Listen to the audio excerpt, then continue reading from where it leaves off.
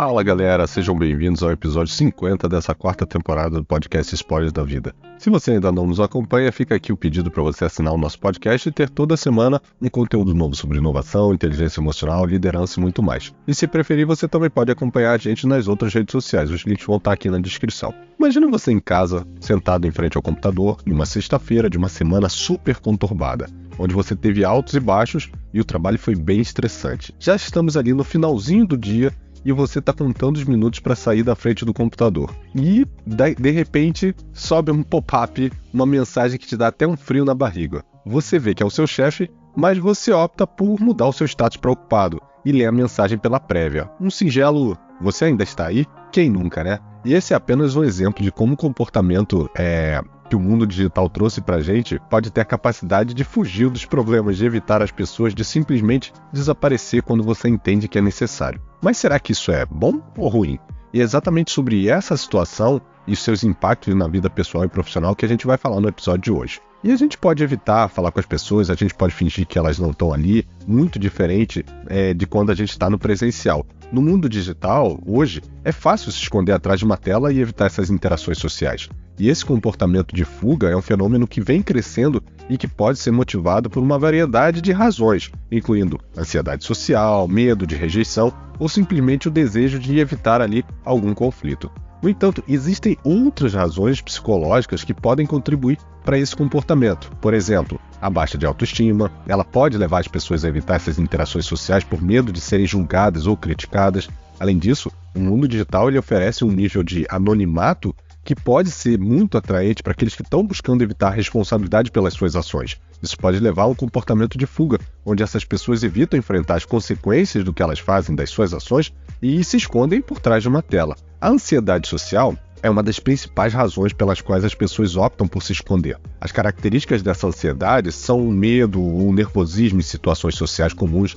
Isso ocorre principalmente porque a pessoa tem medo de ser julgada, de ser criticada, de ser avaliada negativamente, de fazer algo que possa ser mal visto pelos outros. A internet ela oferece um refúgio seguro para aqueles que estão ali desconfortáveis nessas situações sociais. No entanto, evitando essas situações, a gente está apenas reforçando esse medo, essa ansiedade. E isso acontece tanto no digital quanto no meio analógico, vamos dizer assim, quanto na vida presente. Eu vou dar aqui um exemplo simples, mas que provavelmente você já deve ter passado por isso. Começa uma reunião online, mas tem apenas uma ou duas pessoas. Você provavelmente não vai entrar porque você não quer começar uma interação com essas pessoas. Você vai esperar ter mais gente na sala, porque aí você pode conseguir entrar desapercebido. Essa é uma das situações onde você está fugindo ali da interação social. Uma outra característica é o medo da rejeição. É uma razão muito comum para esse comportamento de fuga. No mundo digital, é fácil evitar a rejeição simplesmente não se envolvendo nessas interações.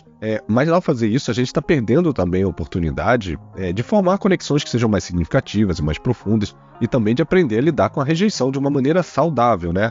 Quer ver um exemplo? Imagina que você está em uma reunião online e dentro do contexto que você está conversando, você tem ali uma ideia, você tem algo que você acha que pode contribuir. Mas, na sua cabeça, você acha que essa ideia não é boa ou que ela pode ser criticada. Você vai deixar de falar porque você tem medo de como pode ser julgado. E isso vai acontecer tanto no online quanto no presencial. Lembrando que a rejeição está muito relacionada à forma como a gente interpreta o que acontece com a gente. O sentimento de rejeição, ele é nosso, ele não é do outro. E também existem os conflitos, né?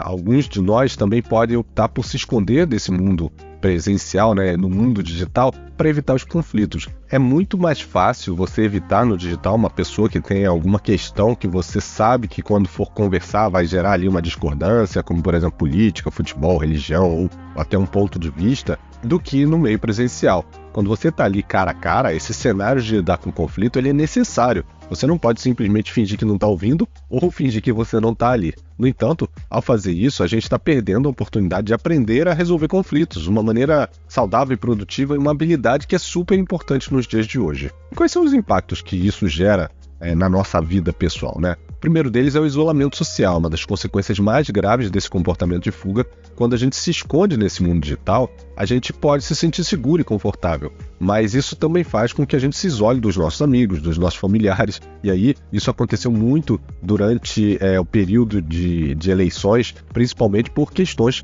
políticas, de lidar com cenários políticos que nem sempre eram congruentes. E os estudos eles mostram que esse isolamento social ele pode levar a uma série de problemas de saúde mental, incluindo depressão, ansiedade e até mesmo pensamentos suicidas. Um outro impacto é o desenvolvimento de habilidades sociais. Esse comportamento de fuga ele vai impedir que você desenvolva essas habilidades e essa interação cara a cara ajuda a ler as pistas sociais, a ter empatia, a comunicar de forma efetiva, a praticar ali a escutativa. Todas essas habilidades que também são essenciais, como a gente já falou até em episódios anteriores, né? Então, não ter essa interação gera um impacto que você vai deixar de desenvolver essas habilidades que são fundamentais para um relacionamento positivo, seja ele pessoal ou profissional. E olhando para o lado profissional, o comportamento de fuga ele também tem consequências, e algumas até bem graves. Ao evitar as interações sociais, você impede essa colaboração efetiva com os seus colegas de trabalho. E colaboração hoje em dia é crucial para o sucesso. A gente está percebendo constantemente que as pessoas vêm evitando essas interações sociais, o que leva a um desempenho ruim, individual ou coletivo no trabalho e falta de progresso na carreira, né? Você acaba empacando, você acaba não conseguindo evoluir.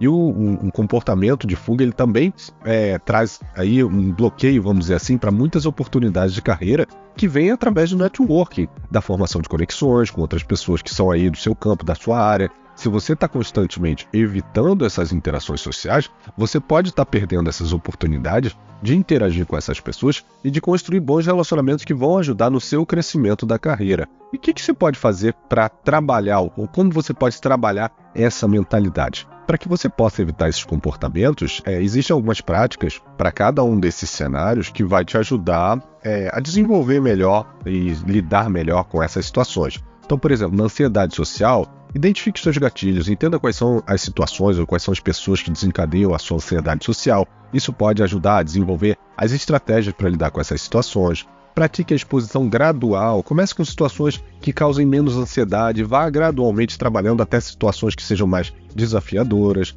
Aprenda técnicas de relaxamento, como a respiração profunda, meditação e yoga, que podem ajudar a reduzir os sintomas de ansiedade.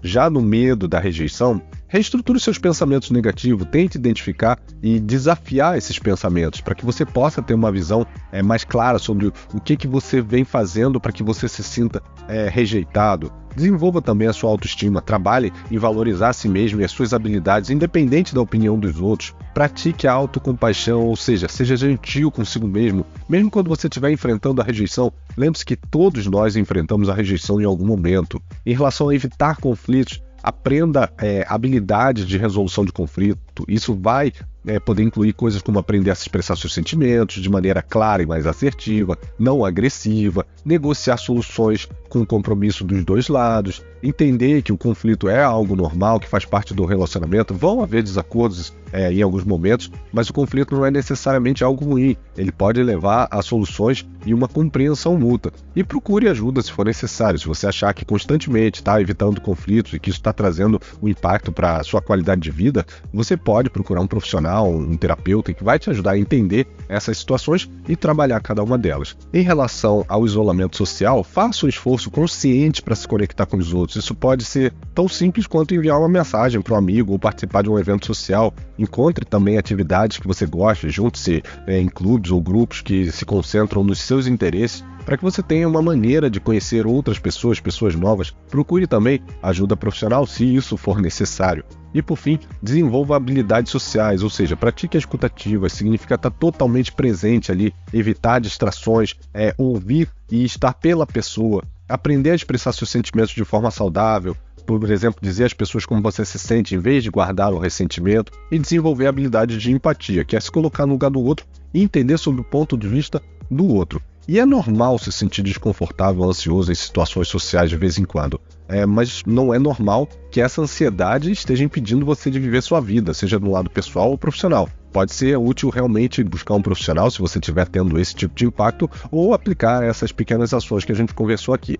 E embora o mundo digital possa oferecer uma fuga conveniente dessas interações sociais, é importante reconhecer os potenciais impactos que isso pode ter na sua vida e enfrentar esses medos, buscar essas interações, procurar ajuda para fortalecer os seus relacionamentos, fazer com que eles sejam mais profundos e significativos e crescer tanto do seu lado pessoal quanto profissional. Espero que vocês tenham gostado desse tema de hoje. A gente se vê segunda que vem. Se gostou, curte, compartilha, deixa o seu review e a gente se vê num novo episódio segunda que vem. Um abraço, tchau, tchau.